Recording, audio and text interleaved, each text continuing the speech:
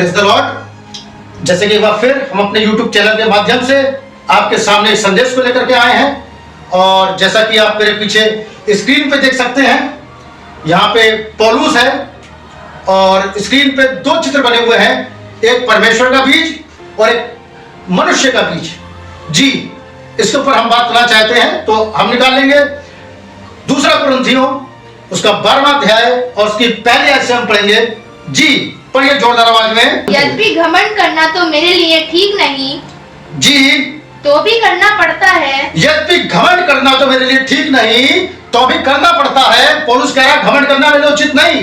सो मैं प्रभु के लिए मैं प्रभु में जी दिए हुए दर्शनों और प्रकाशनों की चर्चा करूंगा। मैं प्रभु के दिए हुए दर्शनों और प्रकाशनों की चर्चा करूंगा। आज जो हम यहाँ बात करने खड़े हुए हैं, परमेश्वर के दर्शनों और प्रकाशनों की चर्चा पे खड़े हुए हैं। आमीन।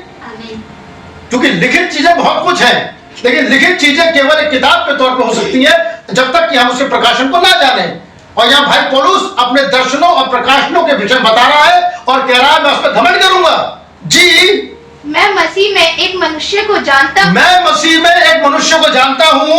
14 वर्ष हुए कि 14 वर्ष हुए कि ना जाने दे सहित, न जाने दे सहित, ना जाने दे रहित, न जाने दे रहित परमेश्वर जानता है। परमेश्वर जानता है ऐसा मनुष्य तीसरे स्वर्ग तक उठा लिया जो गया। तीसरे स्वर्ग तक उठा लिया गया। मैं ऐसे मनुष्य को जानता हूँ। मैं ऐसे मनुष्य को जानता हूँ। ना जाने दे सहित, न जाने दे सहित, ना जाने दे रहित, न जाने दे रहित परमेश्वर ही जानता है परमेश्वर ही जानता है कि स्वर्ग लोक पर उठा लिया कि गया। स्वर्गलोक पर उठा लिया गया। और ऐसी बातें सुनी और ऐसी बातें सुनी जो कहने की नहीं, जो कहने की नहीं है, और जिनका मुंह पर लगाना मनुष्य को जिनका मुंह पे लाना भी मनुष्य को उचित नहीं है। बातें कहाँ हो रही है?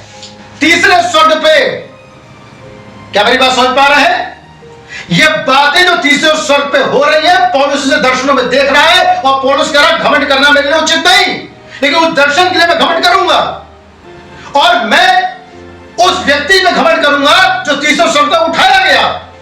उसको मैंने देखा और जब मैंने देखा तो स्वर्ग में कुछ ऐसी बातें देखी कि अगर मैं उनको बता दूं तो एक तहलका खड़े आएगा। अर्थात पौलुस उस बात को प्रचार नहीं करना चाह रहा था।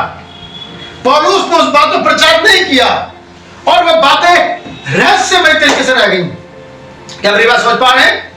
आप पीछे स्क्रीन पे देख रहे हैं, पौलुस अपना मुंह उठा करके दर्शन को देख रहा है और दर्शन में वो दो मनुष्यों को मैं खड़ा हुआ देख रहा है, एक मनुष्य के बीच को और एक परमेश्वर के बीच को। आप इसके प्रकाशन में लेके चलना चाहूंगा। आइए थोड़ी देर के लिए हम अपने कैमरे को 2000 वर्ष पीछे लेके चलते हैं। हालेलुया। क्या आप हैं मेरे साथ? और 2000 वर्ष पहले जब कोई बिजली का आविष्कार नहीं था, किसी पंखे का आविष्कार नहीं था, किसी टीवी, किसी फ्रिज, किसी का आविष्कार नहीं था, वे लालटेन जला के रहा करते थे। और यदि उनके सामने कहा जाता एलसीडी चला दो, लैपटॉप ऑन कर दो, कहते क्या पागलपन की बात करी जा रही है, क्योंकि लाइट का आविष्कार था नहीं। ये लैपटॉप क्या है? हमने तो इसकी चर्चा भी नहीं सुनी। What is TV? टीवी क्या है हम तो नहीं जानते। लेकिन आने वाले समय में 2000 वर्षों के बाद में विज्ञान की प्रगति होने दीजिए, वहां टीवी होगा। 2000 वर्षों के बाद में विज्ञान की प्रगति होने दीजिए, वहां लाइट होगी। 2000 वर्षों के बाद में विज्ञान की प्रगति होने दीजिए, वहां लैपटॉप होगा।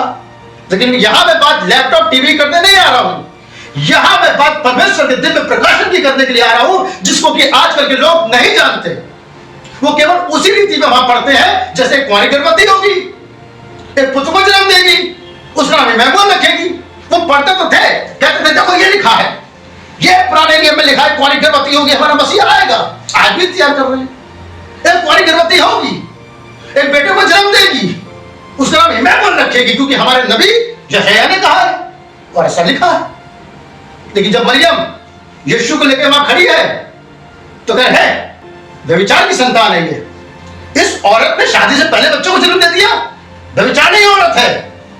पढ़ रहा है और एक कुंवारी गर्भवती होगी, एक बेटे को जन्म देगी। देखो लिखा है, देखो लिखा है। पुराने नियम में कहीं भी ये नहीं लिखा था उसका नाम यीशु रखिए। पुराने नियम में उसका नाम कहीं भी यीशु नहीं था। 2000 वर्ष जब पौलुस वहां पर खड़ा था, पिछले 4000 वर्षों में जो मूसा नबी ने पुस्तक लिखी जिसका नाम था तोरा, उसके बाद और भी भविष्यवक्ताएं, उन्होंने यीशु के बारे में वर्णन तो किया लेकिन गुप्त रीति से किया। वो आने वाले समय को बता रहे थे भविष्यवाणियों में, लेकिन किसी भी भविष्यवक्ता ने इस वाली बात को नहीं कहा कि उसका नाम यीशु रखा जाएगा। यह गुप्त रहस्य था, एक प्रकटीकरण था जो आने वाले समय में हो रहा था। और जब प्रकटीकरण हुआ तो गुप्त में हुआ।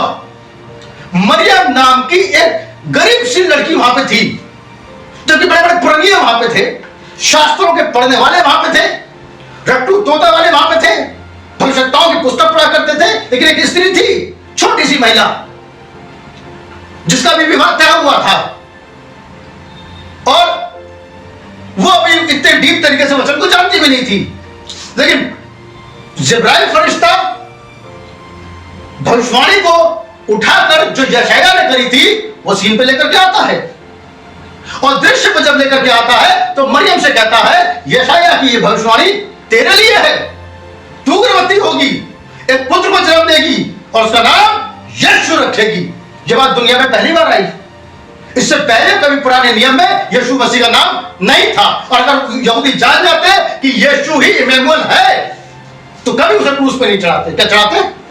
लेकिन परमेश्वर ने उनको अंधा करा ताकि हम अन्य जातियों के लिए मार्ग खोल सके। क्या मेरी बात सुन रहे हैं? आज भी वो अपने इम्मानुएल को ढूंढ रहे हैं, उनके पास प्रकाशन नहीं है कि इम्मानुएल जो था वही हमारा यीशु था, वही हमारा मसीहा था। ठीक जब यीशु मसीह ने वहां प्रचार किया खड़े होकर के कि मनुष्य का पुत्र, मनुष्य का पुत्र, मनुष्य का पुत्र, हम निकाल लेते हैं यूहन्ना की पुस्तक, निकालिए जरा, यूहन्ना 10 अध्याय।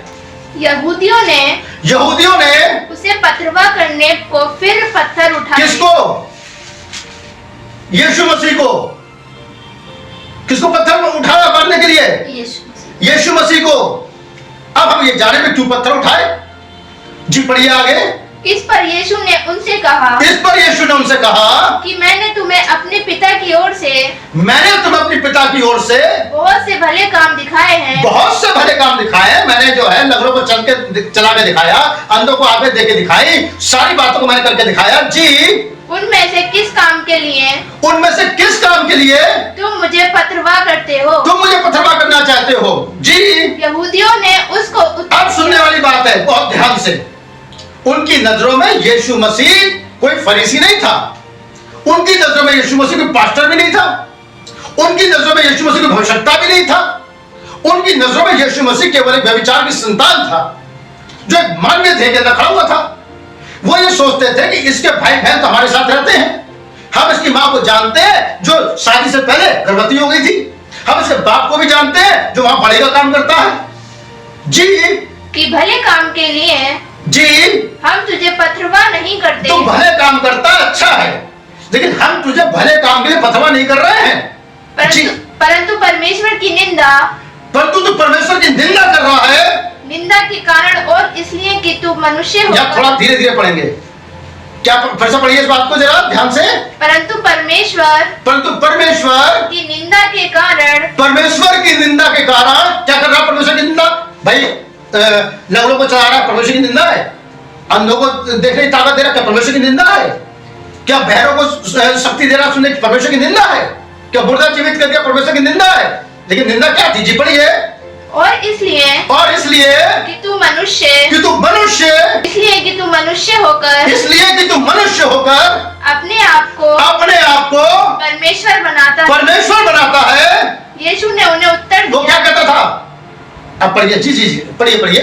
यीशु ने उन्हें उत्तर दिया, क्या तुम्हारी व्यवस्था में नहीं लिखा है कि मैंने कहा तुम ईश्वर हो, तुम गॉड हो, तुम परमेश्वर हो। यीशु मसीह जवाब दे रहा है इस वाली बात को।